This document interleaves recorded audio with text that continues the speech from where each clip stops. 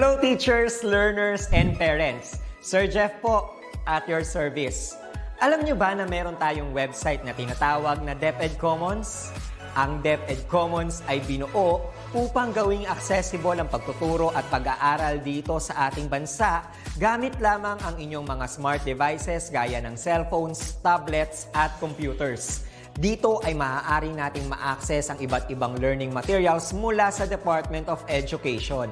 Meron itong mga interactive materials, electronic self-learning modules, at instructional video lessons mula sa DepEd TV na tiyak na makatutulong sa pag-aaral ng mga mag-aaral galing ka man sa public o private school.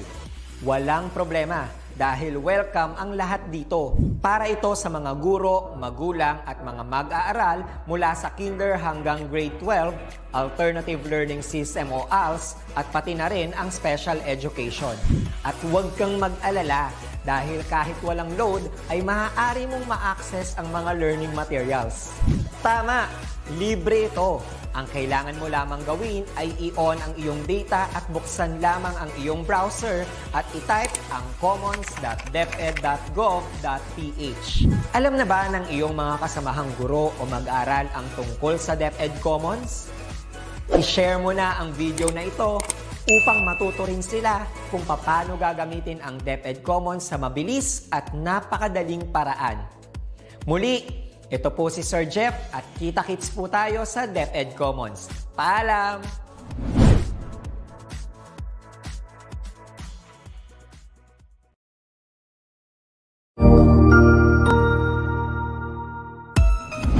Mabuhay! Good day to all! I am your tutor Madge. Welcome to ETUlay, a free online tutorial, an initiative of the Department of Education, Information and Communications Technology Service, Educational Technology Unit, ICTS EdTech. This program is aimed at helping and assisting learners from kindergarten, senior high school, ALS, Alive, and SPED learners. Aside from answering the modules, the ETUlay is offering programs which you will surely look forward to. Together with our parents and teachers, the ETUlay will bridge the gaps where difficulty and ease meet in learning new knowledge and skills. So, let us prepare our module, pen and paper. Ready your mind to see and hear worthwhile and interesting lessons. Let us now study and learn, together with our volunteer online tutors. Tara na!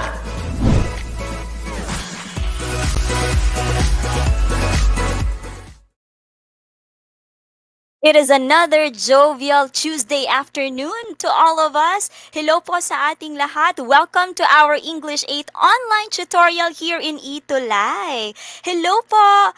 I would just like to greet a few of our audience here, audience members who are watching, our students, our teachers, and our parents as well who joined our ETUlay online tutorial. Here we are once again, Tutor Joey from SDO Butuan City, guiding bright minds to be English proficient ready at nagsasabing pag dinagdagan ng learning, nagiging mas magaling. Hello po, Tutor Rubilin will be here with us later.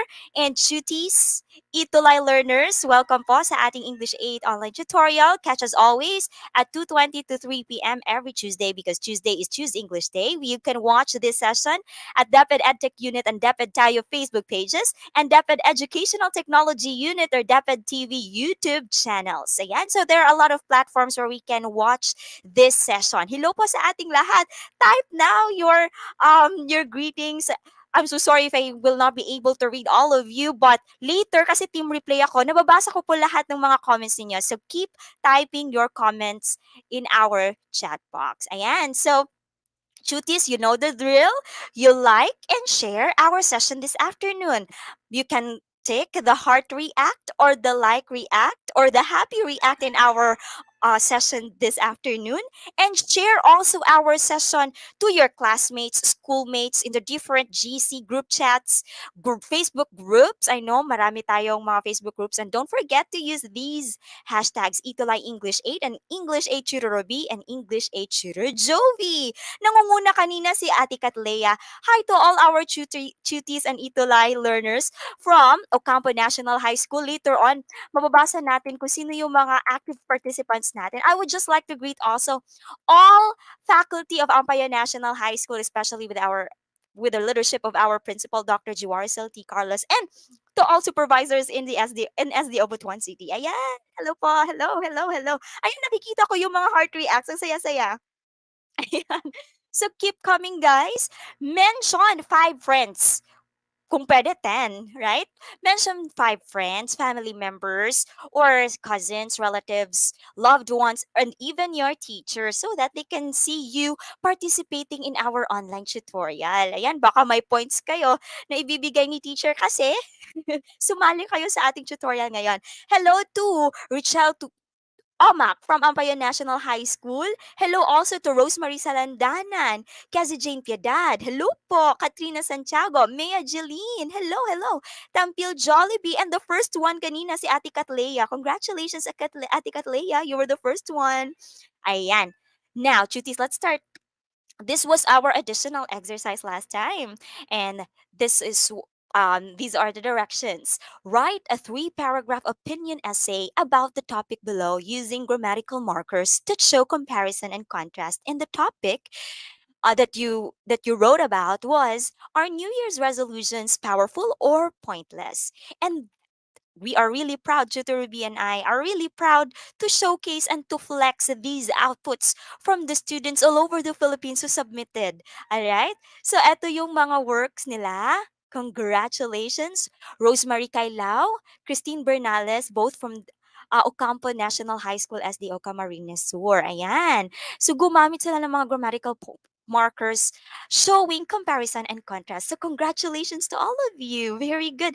I read it at sabi nila, meron din tayong from Mary Antoinette Dadis. Alright? Ayan. So, congratulations, cuties. Keep up the good work. And I hope that you keep on writing and express yourself through writing. And of course, through speaking. Now, cuties, nabasa ko ito and sa ilan sa iyo, parang divided. Ilan sa inyo, sabi nila, na New Year's resolutions are powerful depending on the person. If he or she has the discipline and the motivation and the determination to pursue his or her resolutions. Okay? Meron din iba na nagiging pointless kasi naman parang hindi nagagawa kasi these resolutions are too idealistic and it's too difficult to attain. Ayan. So it really depends. And we really love how you express yourselves regarding our topic. And you were able to use also grammatical markers that convey comparison and contrast. So keep up the good work.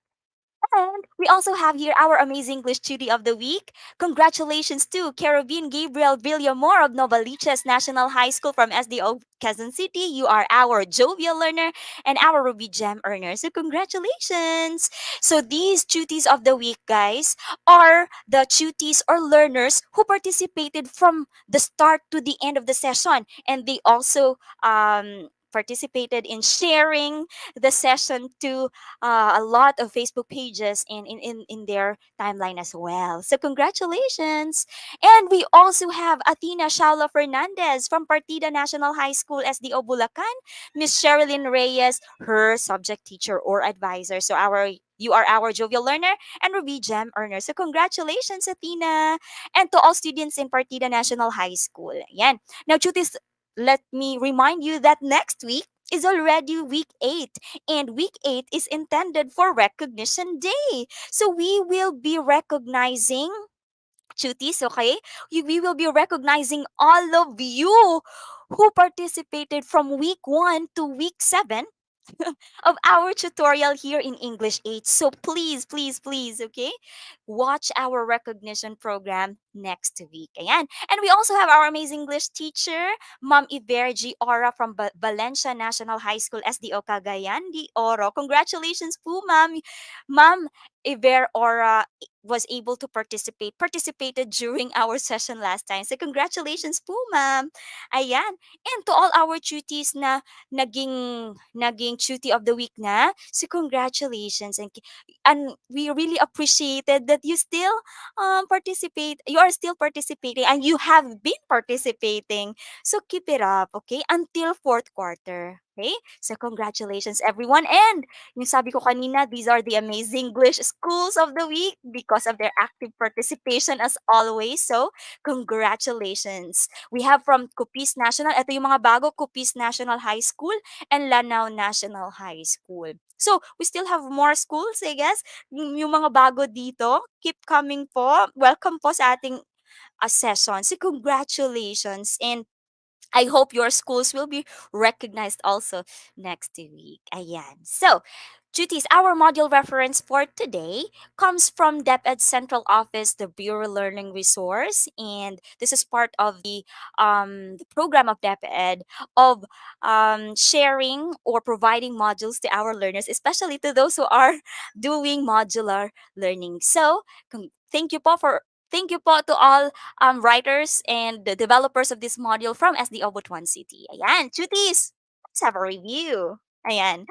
Read each sentence carefully. Type compare if it tells comparison and contrast if it tells contrast. Then, type the grammatical marker used. And this is the sample answer. So, ready, ready, ready! Ayan, alam ko, excited kayo mag-type kasi alam ko mga keyboard warriors kayo. Hello to Paulette Montadas. Hello to Mama Rites Negros. Hello po. Now, chutis, this is how you're going to answer this one. Type the number and compare or contrast, and then the grammatical marker used. Are you ready? Ayan, let's start with number 1. The bike that he received as a gift this Christmas has the same color as our car. The bike that he received as a gift this Christmas has the same color as our car. Ayan. Well, hello to all our 60 viewers. Wow, para lang ako nagla-live selling ngayon ah. Hello po. Hello po sa ating lahat. Okay, so cuties, don't forget to type compare, contrast, and what grammatical marker is used here. Okay? Keep coming. Ayan, hindi ko na naman nakikita yung session ko ngayon. Ayan. Alright, let me see. Do we have an answer here? Alright, what's your answer? Wow, we have from Christopher Respeso, very fast. Compare and then same. Alright, let's see. Yes, you're right, kuya. Compare and same or same as. Congratulations. Ayan. We also have correct answer from Kimberly Manawag. Avana Polos, our mini-me tutor last time. And Katlea, congratulations. Number 2. I ordered steak, however, chicken was served instead. I ordered steak, however, chicken was served instead. Okay, what do you think is conveyed here? Comparison or contrast? So type compare or contrast and the grammatical marker used. Ayan, ang galing. Let me see the comment section now. Sino yung nakapagsagot na sa number 2? Hello to Rosemary Kailao. Hello po. And to all teachers watching. Ayan. Don't forget to type number 2. I ordered steak, however, chicken was served instead. Ayan. Halos meron talagang medyo delay, right? Like a little discrepancy lang naman, like a few seconds discrepancy lang naman sa ating session. Kaya halos lahat. Oh, we have already a correct answer from, again, Christopher Vispeso. Alright. Contrast and then instead. Let us see if it's instead. Contrast and then however from Rosemary Salandanan. Okay, let's see. Tararan, taran. Yes, it's contrast and however. Okay, very good. Good job, everyone. Number 3. These loaves of bread are both fresh. These loaves of bread are both fresh. Yeah. Type now the grammatical marker and the words compare or contrast. Okay, let's have number 3. Yes, you're right. Nadine, Katlea, Marniel. Hello, Marniel Kyle. Welcome back. Ayan. Nag-heart react na naman yung mga cuties natin ngayon. We also have from Princess Diane. Yes, that's right. Correct. For number 2, it's contrast, however. What about this item, number 3? These loaves of bread are both fresh. Yan. And while waiting, hello po sa lahat ng mga ETUlay on tutors natin na nanonood ngayon, especially to all English high school tutors natin. Ayan, we have from Abana Polos, compare both. That's correct. And those who got the same answer with Abana, you are all correct. Keep it up. Number 4, Ella had her hair done in style similar to mine. Ella had her hair done in style similar to mine. Yan, ito yung mga naging parte ng mga New Year's resolutions ninyo. Nagpapagupit kayo para bagong buhay. Ayan, we also have correct answer from Richel Omak. Very good. Nadine Manabat, good job. Mylene Vera. Compare, it's supposed to be compare and then both. Kasi when we say compare, we look at the similarities, right? Ayan. Let's have number 4 po. Ella had her hair done in style similar to mine. Okay. Ayan. What's your answer? Very good. It's compare and then those grammatical marker is similar. Good job. Keep it up. Very good. Let's have number 5, the last number for our review. Unlike Abby, Kendra completes the activities in the modules every night. Unlike Abby, Kendra completes the activities in the modules every night. Ayan. Yes, good job. Very good. Compare and then similar. Kasi when we say compare, again, similarities. When we say contrasts, differences. So, cuties, while waiting for your answer, we know, right, that when expressing comparison and contrast, we use these grammatical markers so that our readers, when we write, and our listeners, when we speak, can tell which ideas we compare or we contrast. Okay? Ayan. Very good. Let's have number 5 po. What's your answer? I'm so excited to see your answer for number 5. Let's see. Ayan, we have from Princess Diane Garcia. Napaka bilis. Mangha-mangha talaga kami dyan. Okay, what's your answer? Contrast and then unlike? That's good. Brilliant idea. Contrast, unlike. Good job. So we have here, unlike Abby, Kendra completes the activities. And I know, kagaya ba kayo ni Kendra? Nakompleto niyo na ba yung activity sa module? So, good job, guys. Now, type 5 hearts in the comment section. 5 heart reacts or icons in our comment section if you got 5 over 5. Ayan, mag-enjoy lang po tayo sa ating online tutorial ngayon ha, cuties. Gusto ko maging masaya din kayo. And I hope you are all well. Kasi si Tutor Joey parang kanina wasn't really feeling well. But now na nakita ko na kayo, tsaka yung mga answers ninyo, parang naging masaya na ako, naging lively na ulit si Tutor Joey. Ayan, tingnan nga natin who got 5 over 5. Type the 5 heart icon sa ating comment section if you got 5 over 5. Ayan. Very good. Oh, they're taking the heart react. Ayan, Nadine got 5 over 5. I like the white heart icons of Katlea, 5 over 5. Ayan, lumampas naman si Francine. Parang 10 hearts naman ito. At saka, meron din tayong perfect score from Rosemary Salandanan. Congratulations, guys. You truly remembered our lesson last time.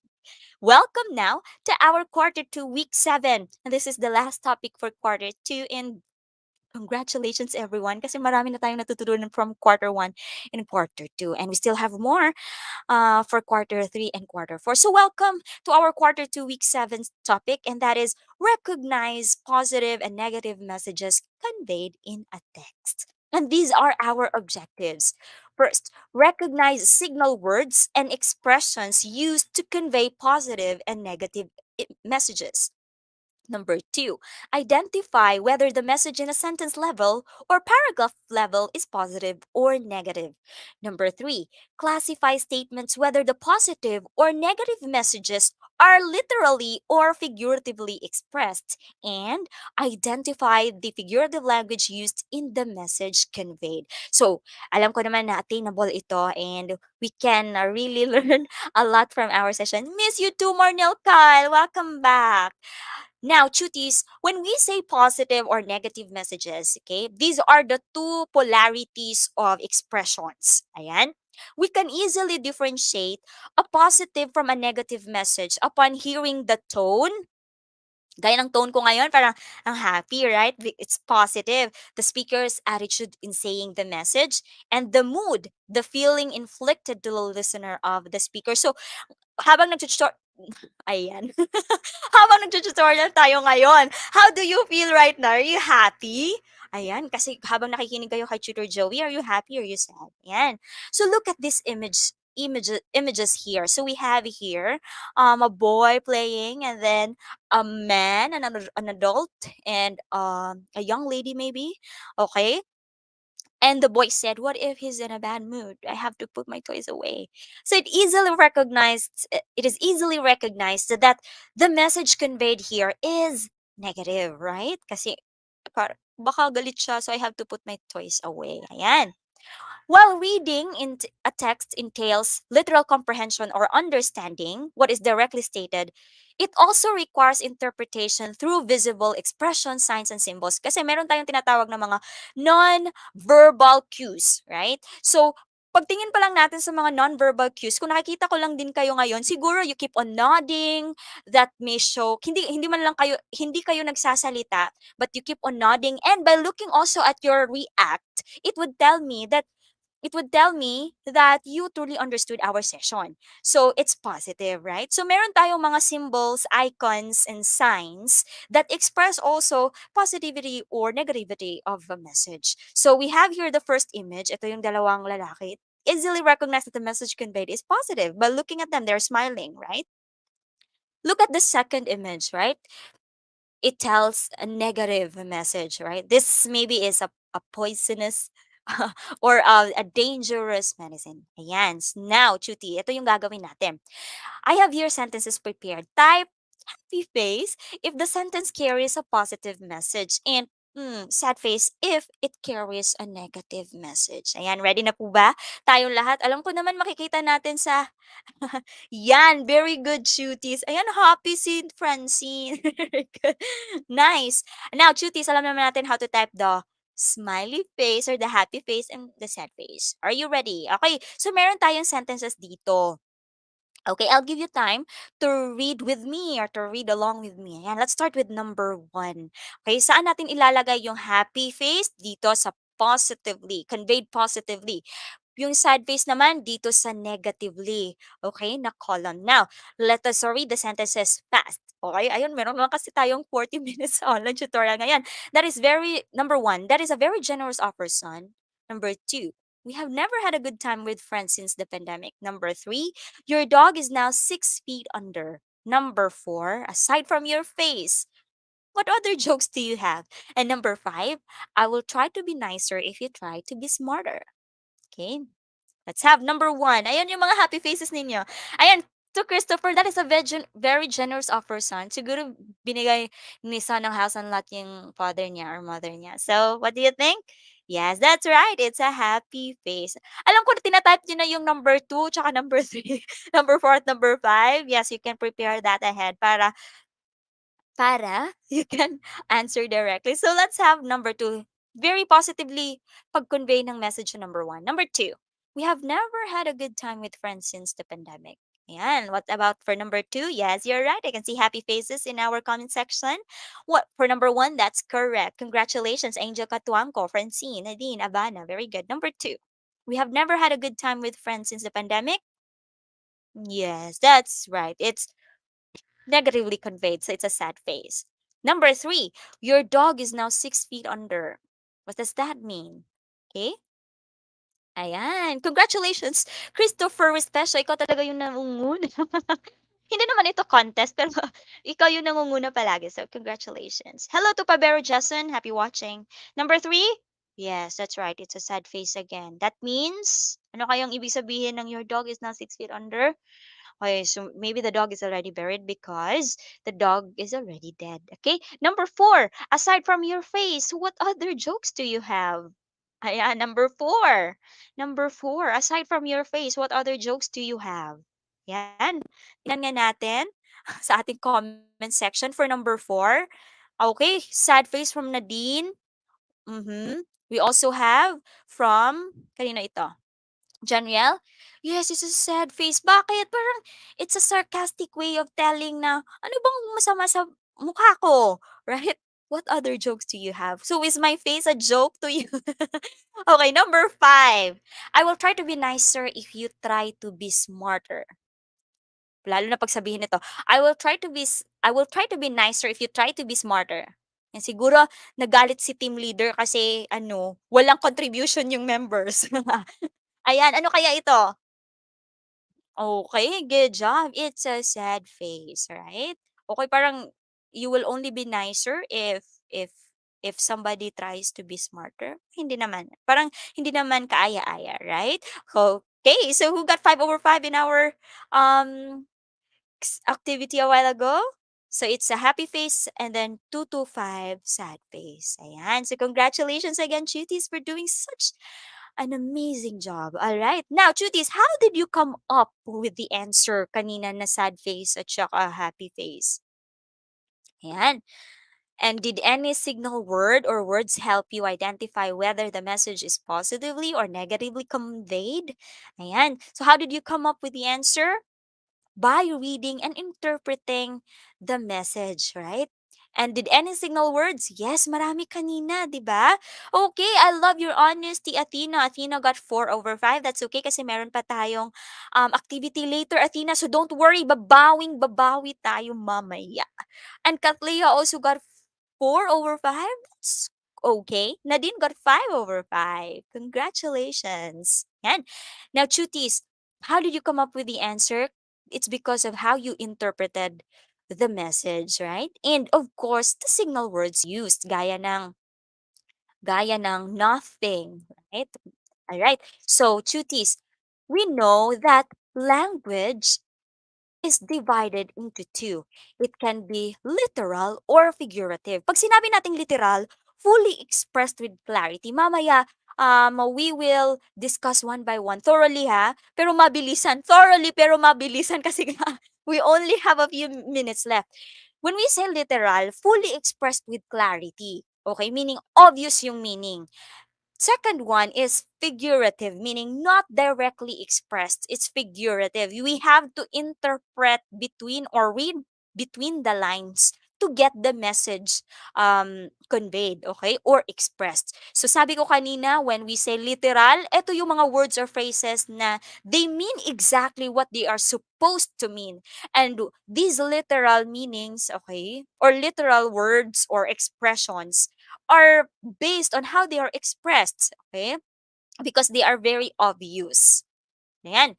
So we have also, when we say literal, kasi nga, obvious yung expression niya or explicit, direct to the point yung pag-convey ng message. Sometimes they are also positive literal expressions and we also have negative literal expressions and we will discuss them, okay? Now, Chutis, let's start with the positive ones. Ito yung mga expressions or words, okay? Iilan lang ito sa mga words in English vocabulary na nagpapahiwatig ng positive message, gaya ng grateful and appreciate. We express these two, okay, um when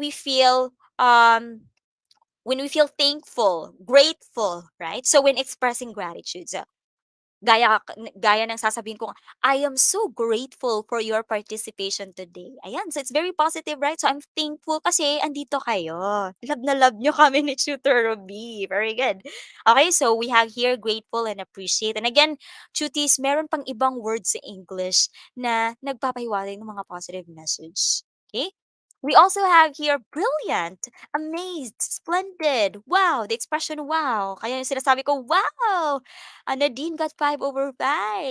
Althea, brilliant. Yung mga ganon, okay? So we use these expressions or words when expressing motivational, encouraging, and constructive remarks. Kaya pag mali naman tayo, kanina sinabi naman ni Tutor Joey na thank you for trying your best. Ayan. So it's still positive, right?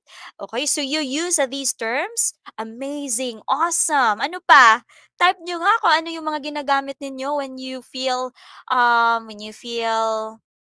you praise somebody. Siguro yung classmates ninyo. O ano yung mga naririnig niyo sa mga teachers ninyo? Every time you gave correct answers and you did well in your modules. Ayan. Type nyo nga kung ano yung mga positive messages. Yan, mga wow. Very good. Ayan, babasahin ko yan mamaya. And we also have here, well done, congratulations, kudos, our felicitations, yung mga ganon, when giving congratulatory remarks. Just like now, right? Tutor Joey and Tutor Ruby and other tutors keep telling you, congratulations! Well done! Job well done! Keep it up! Keep shining! Yung parang ganon. So when giving congratulatory remarks for doing such a great job. Meron din naman tayo when expressing agreement, okay? Accepted, sympathize, yes! Correct! Yan, check! Yung sa mga sinasabi namin lagi ni Tutor Ruby, right? Okay, so we accepted the challenge, the challenge of being your tutors. Kayo naman, I accepted the challenge, Tutor Joey, to be the contestant for the competition. Ayan, they accepted, expressing agreement. Correct, yung mga ganon. Check. Ayan, yes. Ayan. Okay, so when expressing agreement, meaning sumasang-ayon ka. We also have here expressions for giving greetings. Ayan, cuties, I will not be able to read the sentences one by one. We'll just give a few examples kasi alam ko naman na alam niyo to, right? Na ginagamit niyo din ito. Hindi niyo lang alam na these expressions express this type of message, okay?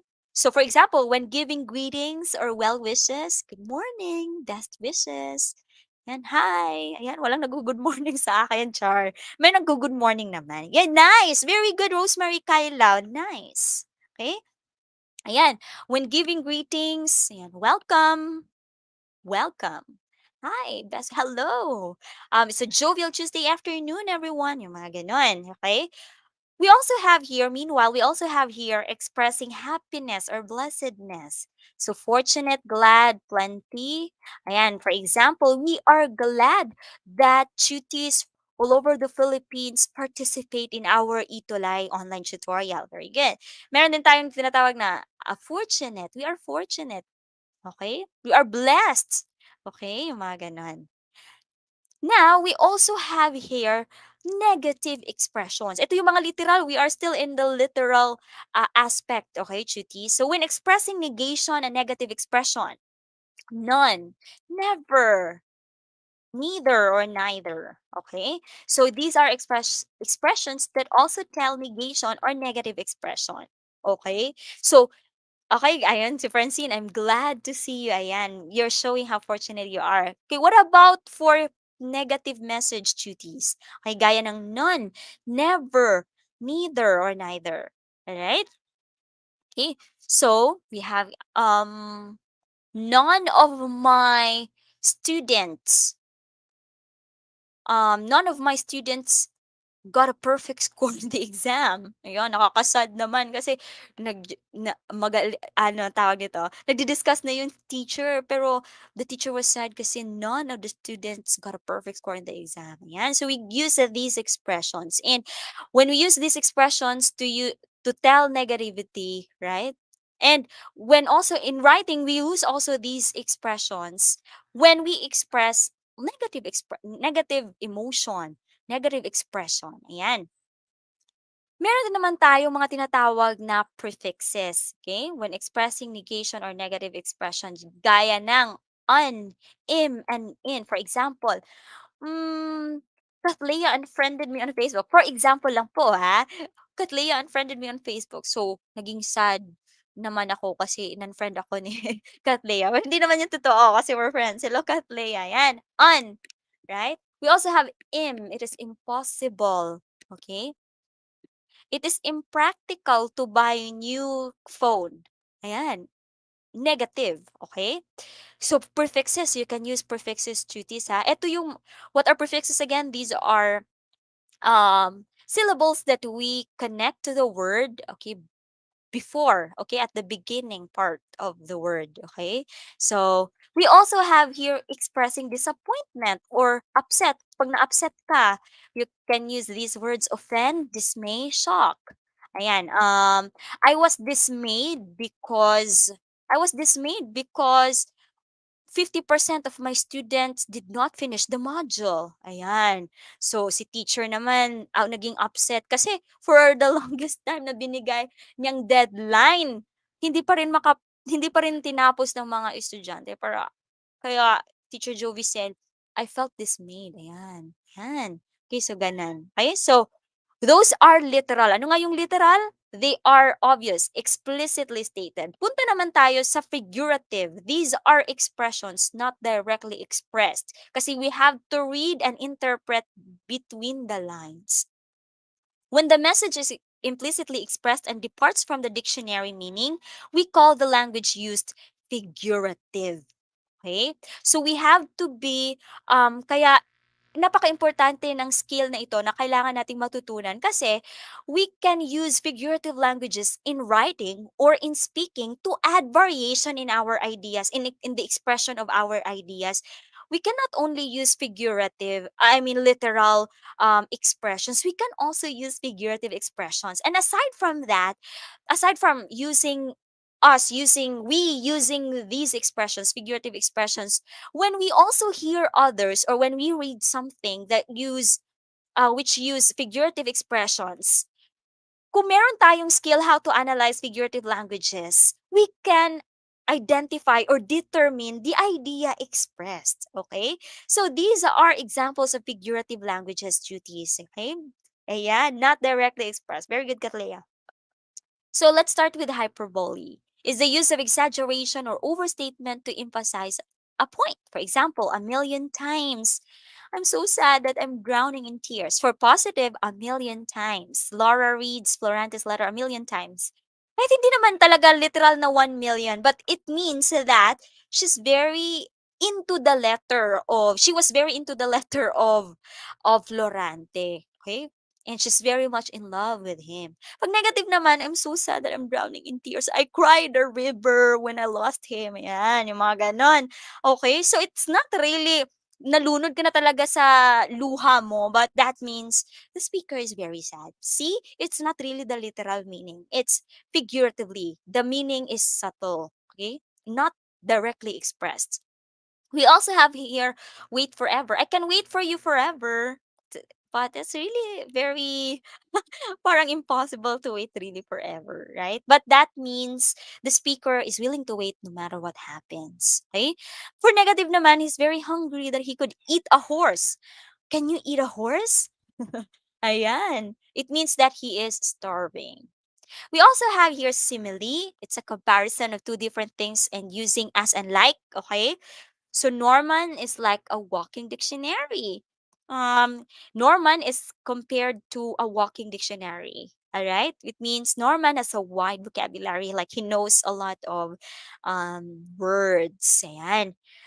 Negative, you're as stubborn as a mule. They are determined to do what they want and very unwilling to change their mind. You're as stubborn as a mule. Ito yung mga sinasabi sa mga tao na ayaw ayaw ayaw ng change, positive change, ayan.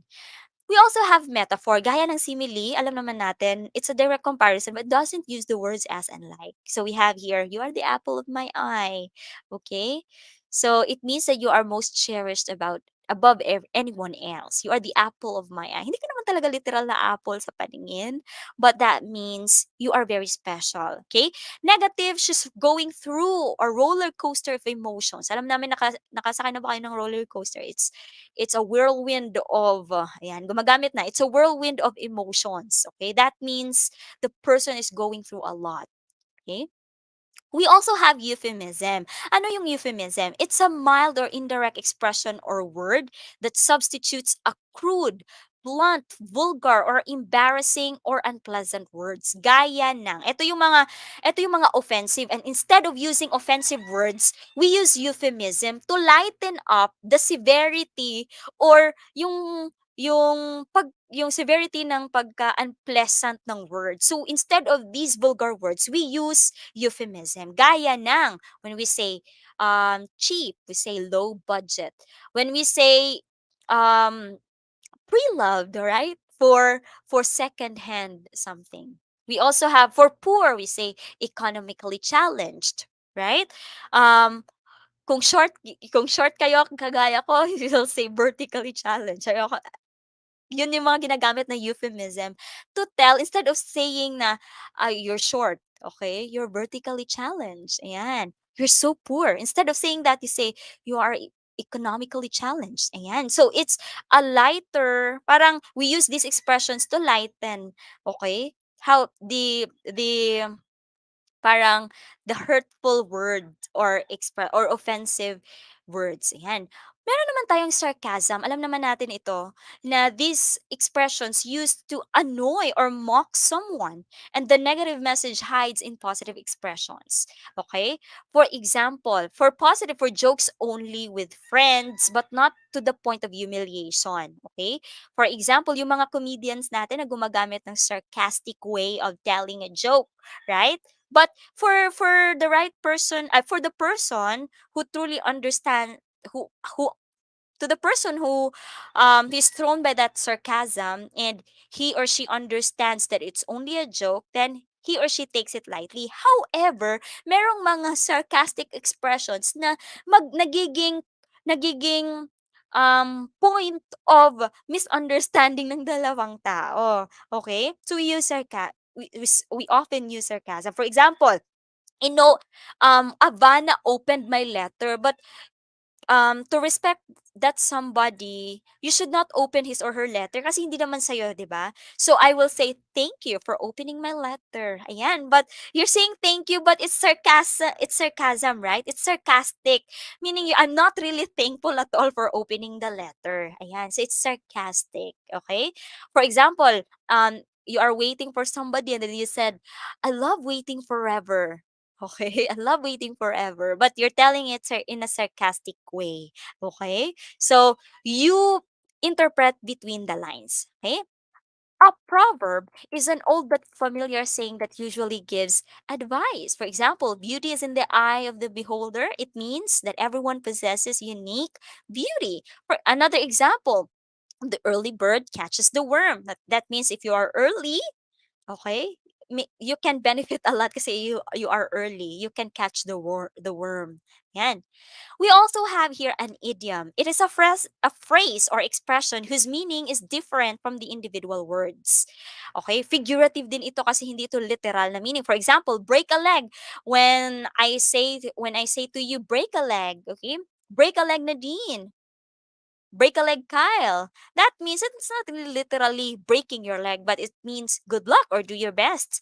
Okay? A trivia po, break a leg comes from the the idea that noon, instead of clapping your hands, they instead people clap their hands, or instead of applause, they stamp their feet until they would break. Ayan, kaya break a leg. Okay, but that doesn't mean really literal to break somebody's leg. Okay, miss the boat, miss his or her chance. Okay, for positive, yes, break a leg. Negative, the learners did not show a spark of decency by refusing to greet the school guests who visited their classroom. It means that the students did not show respect. Okay, so cuties again, ha?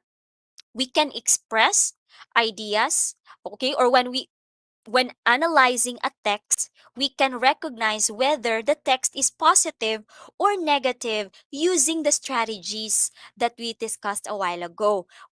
When we use language in expressing our ideas, yes, we that is that a language is divided into two. It can be literal or figurative. Literal, again, if it tells the direct message, okay? Direct meaning, explicit meaning.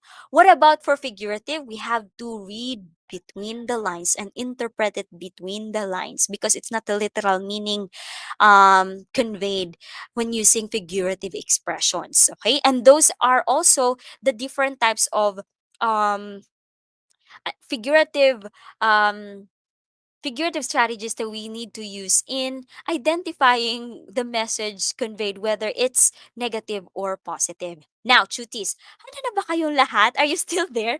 Please give this session a heart react. Kaya nawawala na naman ako sa session natin ngayon. Ayan. Am I still here? Yes, I'm still here. Alive and kicking. Now, cuties, this is what we're going to do. Read the sentences and pay attention particularly to the highlighted words as clues. Type positive if the message conveyed is good, and negative if the message conveyed is bad. Okay? So, cuties, just type the number and the words positive or negative. Ayan. Okay, so we have here sentence number 1. Ipapakita ko na agad yung mga sentences para you can type right away. Ayan. Let's have number 1. The meat in the fridge has a terrible smell. Okay, for number 1, what's your answer? The meat in the fridge has a terrible smell. Okay, tingnan nga natin. Just type the words positive and negative. Okay, the meat in the fridge has a terrible smell. Ayan. What is conveyed here? What? How is the message? How is the sentence conveyed here? How is the idea in the sentence conveyed here? Is it positively conveyed or negatively conveyed? Ayan, napakabilis. Wow, we have already answers from Christine Bernales. 1, 2, 3. Very good. For number 1, yes, it's negative. You're right. Correct. Yes, good job. Okay. Number 2, my parents always tell me that they love me very much. My parents always tell me that they love me very much. Okay? So cuties, kung mapapansin ninyo, we are dealing with ideas expressed in sentence level. How about in their paragraph level? How about in the paragraph level? So we need to take it as a whole, okay? Babasahin yung whole paragraph and we'll take it as a whole. Okay, for number 2, positive? Yes, good job. Amazing, awesome. For number 3, our neighbor's little girl is very honest in answering questions. Very good, Christine Bernales. Ayan, Pabero Jason. Ayan, meron tayong mga visitors ngayon, new visitors, new viewers. For number 3, yes, it's positive. The word honest. Okay? What about for number 4? Nothing is left for the kid to eat. Ayan, congratulations. Let's go now to number 4 and 5.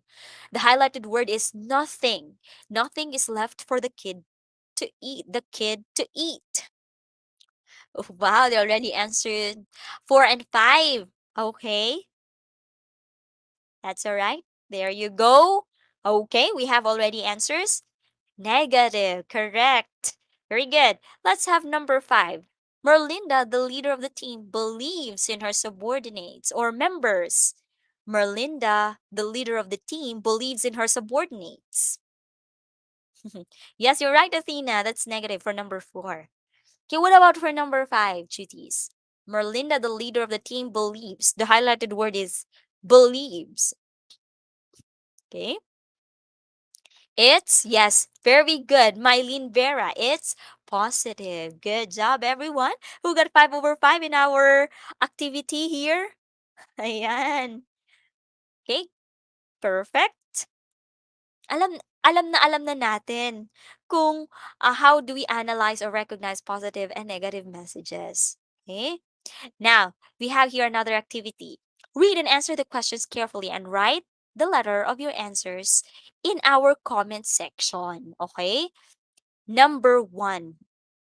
Don't forget, cuties. Wow, Angel Cantuango got 5 over 5.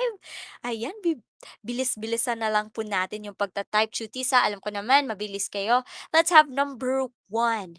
Aye, Captain, I will do what I am told. Yelled the young cadet. What word in the statement signals a positive message? Aye, Captain, I will do what I am told. Yelled the young cadet. Okay? Wow, Richard got 5 over 5. Althea, Bea Magtoto. Good job. Hello to Kyle Risherdo. Happy watching. Ayan. Now, cuties, don't forget the number and the letter of the correct answer. Ayan, okay? So we have already an answer from Althea. Ayan. What do you think? Yes, it's letter B. I, Captain means yes. Okay. It means agreement. Captain, I will do what I am told. We use I to express agreement. Ayan. Parang divided yung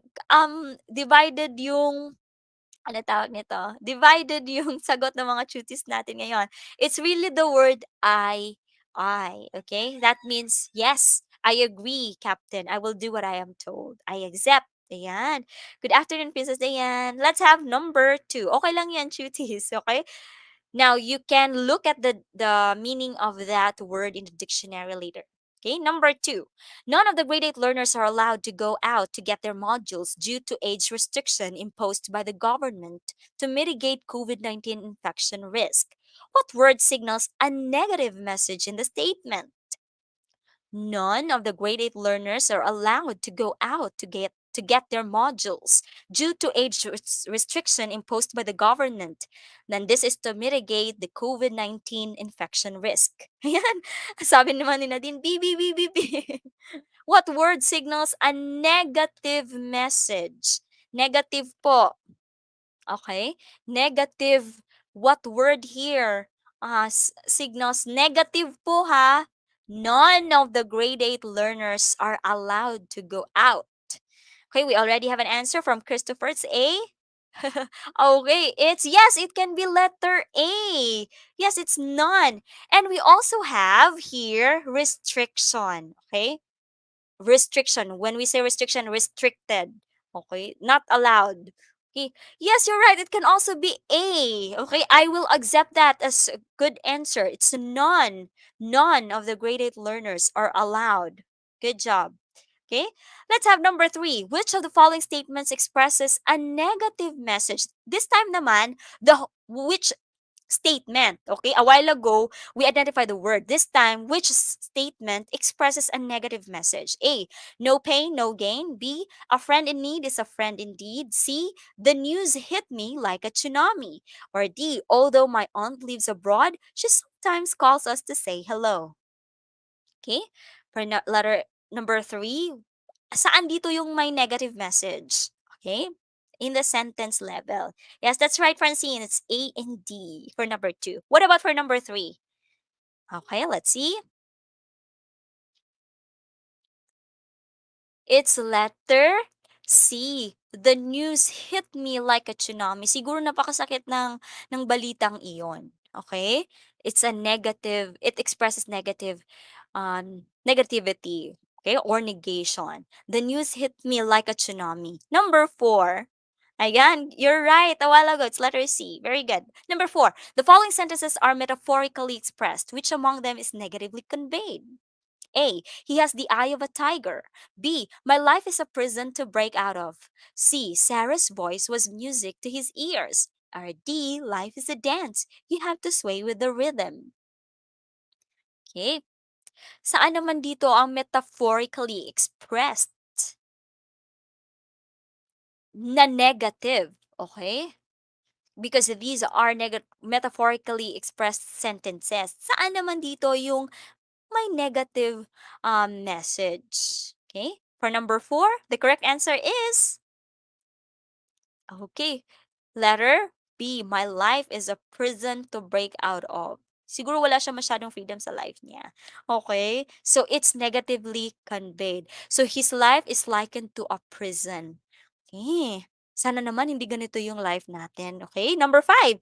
You can't expect me to finish this difficult task after a week. Such work takes time to complete.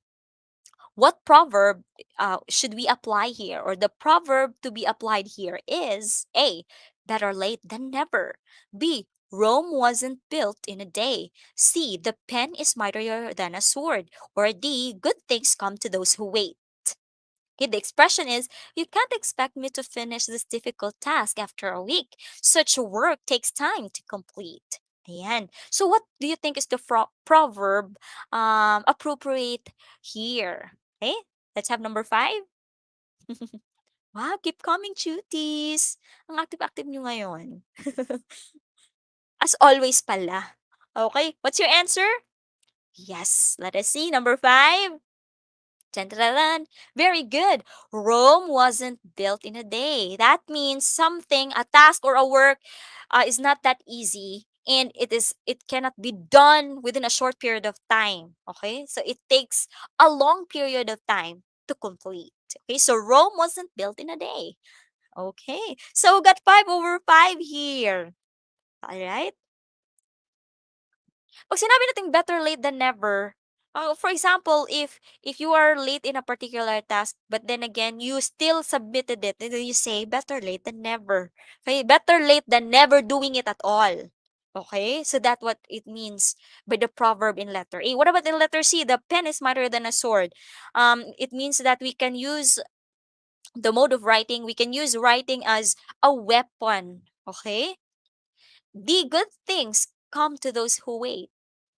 Okay, so it's really letter B. Rome wasn't built in a day. Ayan, kasi in-explain ko lang po. Kasi meron tayong mga tutis na sumagot po ng A and C and D. Okay, who got 5/5? Yes, good job, tutis. 4/5? Perfect. Now, tutis, ito yung reflection na kailangan natin gawin. Fill in the blanks with the correct words or phrases to reflect on what you have learned from this lesson. So after doing all the activities, I have learned that, type nyo nga, it is now clear to me that, okay, for me, after doing all the activities, I have learned that we can convey positive and negative messages through using the two categories of language, the literal and the figurative expressions. It is now clear to me that, ano, there are expressions, there are figurative expressions that we need to interpret or read between the lines, and not the literal or the explicit meaning. Okay, so keep typing, cuties. So let's check whether our objectives were attained today. Yes, we're able to recognize signal words and expressions that used to convey positive and negative messages. We also identified whether the message is positively or negatively conveyed. We also classified statements, right? Whether the positive or negative messages are literally or figuratively expressed, and we also identified the figurative language used in the message conveyed. So, congratulations. Na eto na yung additional exercise ko na alam ko excited kayong lahat. Write a 3-paragraph essay about life lessons you learned in 2021. After, fill out the form that follows. Ano yung isusulat natin? Yung mga life lessons na, na tumatak sa atin last year. Okay? Ayan. After, fill out the form that follows. So, ilang paragraphs po, cuties? At least 3 paragraphs. If you can go beyond, better. 3 or 5, that will do. After that, fill out the form that follows. Fill out the table accordingly. For example, paragraph number 1. What's the polarity of the message? Is it negative or positive? Okay po, cuties? Ayan. So, best of luck. Break a leg. Ayan. Gumamit na si Tutor Joey. Break a leg, everyone. I know you can write a lot kasi alam ko naman na marami tayong life lessons. Siguro you can focus on 1 or 2 life lessons na tumatak talaga sa inyo last year. And don't forget to use this form. Please, cuties, submit your outputs to Tutor Rubeline Cabardo Pastrano, and Tutor Jovet Templado Tampil with this Facebook profile pictures. Okay, so don't forget, cuties, English 8 every Tuesday, because Tuesday is Choose English Day. Catch us always at 2:20 to 3 p.m. with Tutor Rubeline from SDO Lapu-Lapu and Tutor Jovi from SDO Butuan City. And we also have here our English tutors in high school from English 7 to English 10.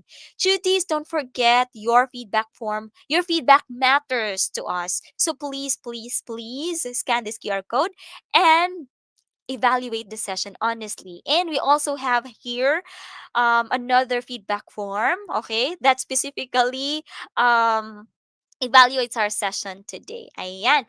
Don't forget, cuties. Up next, Tutor Job and Tutor Ellie, your tutor base in English 9. So once again, we call it a day. This is Tutor Jovi, guiding bright minds to be English proficient ready at nagsasabing pag dinagdagan ng learning, nagiging mas magaling. Thank you po sa lahat ng sumali sa ating session ngayon. Hello. Yes po. Goodbye. God bless. Keep safe. See you sa ating recognition. Ang husay naman! Natapos mo ang iyong tutorial session kasama ang iyong mahusay na ETUlay tutor. May bago ka bang natutuhan? I-share na yan gamit ang hashtag ETUlay Level Up. Huwag aalis ha, dahil may susunod pang programa na pwede mo ring panoorin at salihan. Dahil naghihintay na ang iyong mga tutors. Happy learning dito sa ETUlay!